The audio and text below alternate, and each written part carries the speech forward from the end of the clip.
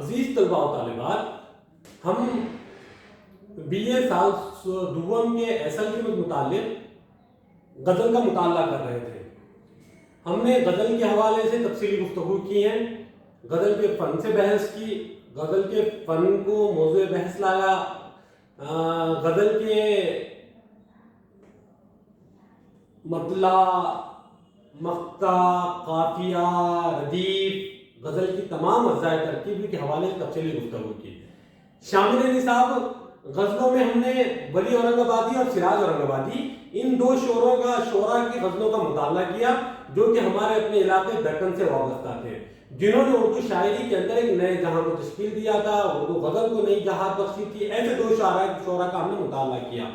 اب شامل نصاب ہم کو ایک ایسے شاعر کی طرف جانا ہے، ایک ایسی شاعر کی غزل کا مطالعہ کرنا ہے جس نے آج سے 250-300 سال پہلے ایسی زبان کی جادوگری اردو شاعری کے اندر کی، اور اردو شاعری کے حوالے سے زبان اور بیان کی وہ سادگی اور سلاست اردو شاعری کو دی ہے، جس کے قائل غالب اور میر بھی ہیں۔ غالب تو یہاں تک کہتے ہیں کہ اگر کوئی شاعر پیچھے گزرا ہے تو صرف میر تقی میر ہے۔ میر تقی میر لفظوں کا اور زبان کا جادوگر تھا۔ میر تقی میر آگرہ میں پیدا ہوئے۔ میر تقی میر کی پیدائش آگرہ میں ہوئی اور دلی کو اپنا وطن ثانی بنایا۔ دلی کے اندر میر تقی میر کا ایک لمبا عرصہ گزرا۔ میر تقی میر دلی کے شاعر کہلائے، اور میر تقی میر کے تعلق سے جو غزل کہی ہے، ایک شعر ہے: مست سحر ہمیں جانو، پھرتا ہے فلک برسوں، تب خواب کے پردے سے انسان نکلتے ہیں۔ یقیناً اردو زبان کی تشکیل کے بعد اردو نے جس طریقے سے اپنے آپ کو ڈیولپ کیا، اپنے آپ کو ترقی دی، اردو کی لفظیات نے، اردو کے گرامر نے، اردو کے محاوروں نے جس طریقے سے ہندوستان کی سرزمین پہ پروان چڑھی، جیسے کہا جاتا ہے نا کہ اردو نے آنکھ کھولی تھی شمالی ہند میں، اور اس کے نوک پلک سواری گئی دکن میں، شمال اور دکن کے اس امتزاج سے ایک نئی زبان نے تشکیل پائی تھی۔ وہ نئی زبان اردو ادب میں، دنیا ادب میں اور دنیا لسانیات میں اردو کہلائی۔ دنیا لسانیات میں ایک نئی زبان کا اضافہ اردو۔ یقیناً کوئی بھی چیز، کوئی بھی زبان، کوئی بھی مرحلہ، کسی بھی چیز کی تشکیل ہو، چاہے لسانیات کے اعتبار سے ہو، چاہے کسی تخلیقی معیار کے حساب سے ہو، یا پھر کسی اشیاء کے وجود میں آنے کے اعتبار سے ہو، کسی بھی اعتبار سے ہو، کسی چیز کے تشکیل پانے میں ابتدائی مرحلوں سے جو تشکیل کے مرحلوں سے گزرتی ہے، یقیناً بہتر سے بہتر کی طرف بڑھتی ہے۔ اسی طریقے سے اگر ہم مطالعہ کرتے ہیں اردو زبان و ادب کا، اگر ہم امیر خسرو کی شاعری کو پڑھتے ہیں، اگر کبیر کی شاعری کی طرف آتے ہیں، یا کھڑی بولی کے شعراء کی طرف جاتے ہیں، یا پھر ہم مدر جان جانا کی مطالعہ کرتے ہیں، یا پھر وہاں سے اگر ہم بڑھتے ہیں تو ولی اورنگ آبادی اور سراج اورنگ آبادی تک پہنچتے ہیں، تو ہم کو معلوم ہوتا ہے کہ ان لوگوں کی زبانوں کے اندر فارسی آمیزی زیادہ تھی۔ علاقائی زبانوں کا بھی اثر ان کی زبانوں پر، علاقائی زبانوں کا اثر بھی ان کی شاعری پر زیادہ تھا۔ علاقائی زبان کے الفاظ کا استعمال بھی ان شعراء کے پاس تھا، فارسی آمیز زبان تھی، یا پھر وہ علاقائی زبان اور اردو کی ابتدائی زبان کے امتزاج سے جو نئی لفظیات تشکیل پا رہی تھی، اس کا بھی اثر ان کی شاعری پر زیادہ تھا۔ یعنی یہ وہ ابتدائی مرحلے تھے۔ لیکن میر تقی میر تک پہنچتے اردو شاعری نے جو ایک نیا جہان پایا۔ اردو شاعری میں اردو شاعری کیا کہیے، اردو زبان کے اندر جو سلاست اور روانی آئی، جو سادہ سلیس زبان کا پیراہن اردو زبان نے اختیار کیا، اور خصوصاً میر تقی میر نے جو غزل کو تغزل بخشا، اور میر تقی میر نے جو سلاست اور روانی اردو زبان کو دی، اور شاعری کے اندر جس سلاست اور روانی کے ساتھ میر تقی میر نے زبان کا استعمال کیا، لفظیات کا استعمال کیا، محاوروں کا استعمال کیا، اور اردو زبان کو جو ترقی اپنی شاعری کے ذریعے سے دی، یہ یقیناً میر تقی میر ہی کا حصہ تھا۔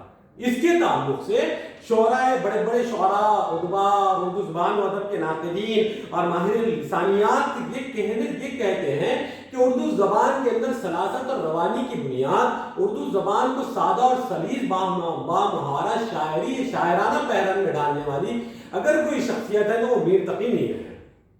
غزل کا بابا آدم بھی کہا گیا۔ میر تقی میر نے غزل کو جو پیراہن بخشا، غزل کے اندر جو تقزل اور غنائیت دی، جو موسیقیت دی، اور جو زبان استعمال کی، جو سادہ سلیس زبان استعمال کی، عام باہم زبان استعمال کی، اور ایک لفظ سے 1000 معنوں کے جو جادوگری میر تقی میر نے دکھائی، یہ میر تقی میر سے پہلے ہم کو نظر نہیں آتی۔ میر تقی میر دلی سے لکھنؤ پہنچے، لکھنؤ میں انتقال ہوا میر تقی میر کا، 1810 میں میر تقی میر لکھنؤ میں وفات پائے۔ آگرہ سے لکھنؤ تک کا سفر، دبستان دلی اور دبستان لکھنؤ، دو دبستانوں کا غلغلہ، دو دبستانوں کا دبدبہ میر تقی میر پر رہا ہے۔ اور لکھنؤ پہنچنے کے بعد بھی میر تقی میر نے جو دبستان دہلی کا اثر تھا جو لکھنؤ والوں پر ڈالا ہے، یہ اپنی مثال آپ ہے۔ یہاں ہمیں میر تقی میر کی ایک غزل کا مطالعہ کرنا ہے۔ شامل نصاب میر تقی میر کی غزل ہم مطالعہ کریں گے۔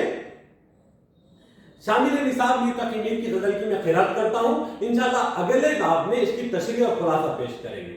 میر تقی میر کی 1810 میں انتقال ہوا، اب لگائیے یہ چڑھا 2022 یعنی 200 سال پہلے میر تقی میر کی اردو زبان کا استعمال، یہ آپ اندازہ لگاتے ہیں۔ ہم کہتے ہیں کہ اردو نثر کو ارباب ثلاثہ میر امن دہلوی اور غالب اور سر سید احمد خان، ان 3 احباب کے نام لیے جاتے ہیں جس نے اردو زبان کو سادہ اور سلیس پیرائے میں پیش کرنے کا انشا پردائشی کے نئے جوہر دکھائے تھے۔ لیکن 1810 یہ وہ زمانہ ہے جس وقت اردو ابھی ترقی پا رہی تھی۔ فورٹ ولیم کالج کے قیام کے بعد جس شاعری کے اندر جس نے سادہ اور سلیس زبانوں کا استعمال کر کے شاعری کو نئے پیران سے بخشا وہ میر تقی میر تھے۔ میر تقی میر کی شامل نصاب غزل جو میں آپ کے سامنے قرأت کر رہا ہوں، یہ غزل کی ہم اس بعد میں قرأت کریں گے اور اگلے حصے میں اس کے ہم تشریح اور خلاصے کی طرف دیکھیں گے۔ غزل ہے: ہستی اپنی حباب کی سی ہے، یہ نمائش سراب کی سی ہے، نازکی ان کے لب کی کیا کہیے، پنکھڑی گلاب کی سی ہے، چشم دل کھول اس بھی عالم پر، یہاں کی اوقات خواب کی سی ہے، یہاں کی اوقات خواب کی سی ہے، نقطۂ قال سے تیرا ابرو، بیت ایک انتخاب کی سی ہے، میں جو بولا کہاں کی یہ آواز، اسی خانہ خراب کی سی ہے، آتش غم میں دل دھنا شاید، دیر دیر سے بو کباب کی سی ہے، دیکھیے ابر کی طرح اب کے میر چشم پر آب کی سی ہے، میری چشم پر آب کی سی ہے، میری ان نیم باز آنکھوں میں ساری مستی شراب کی سی ہے۔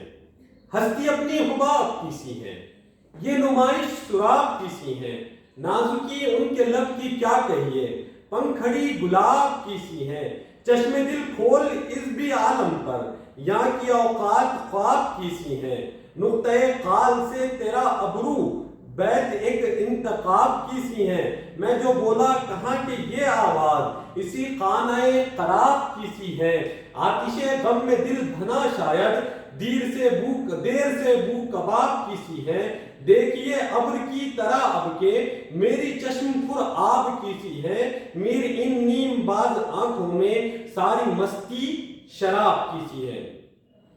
عزیز طلبہ و طالبات، ہستی اپنی حباب کی سی ہے، یہ نمائش سراب کی سی ہے، نازکی ان کے لب کی کیا کہیے، پنکھڑی گلاب کی سی ہے۔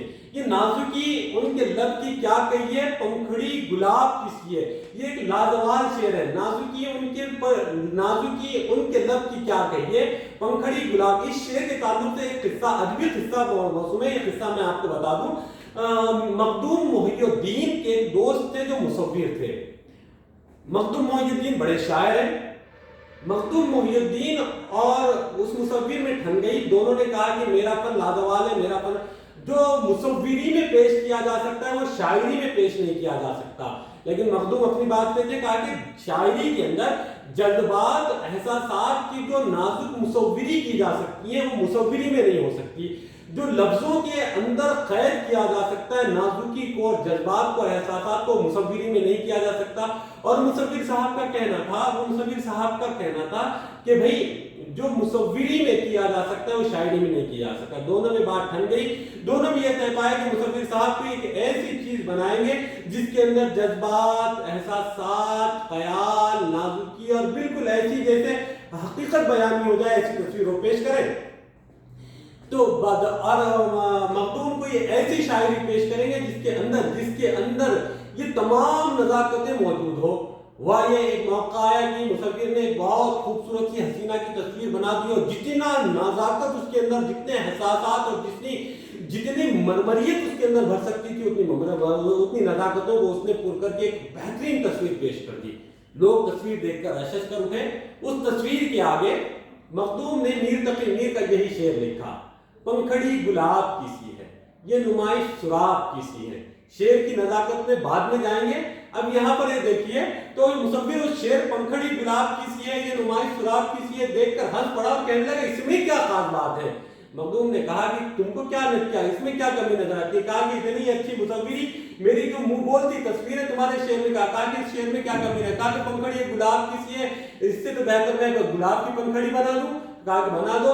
اس نے گلاب کی پنکھڑی بنا دی. پنکھڑی دیکھنے کے بعد مخدوم نے کہا پنکھڑی گلاب کی سی تو بنا دی، گلاب کی تو بنا دی، لیکن اس شعر کے اندر پنکھڑی گلاب کی سی ہے، یہ سی کہاں ہے؟ تو اردو شاعری ہے، شاعری کے وہ لفظیات جو ایک لفظ ہزار معنوں کو بیان کر دے، تشبیہات استعارات کے ان پیکروں سے اٹھ کر آگے نکل جاتا ہے جو خیالات کو حقیقت کے پیرائے میں ڈھال دیتا ہے. یہ مصوری میں نہیں بلکہ لفظوں کی شاعری میں آتا ہے.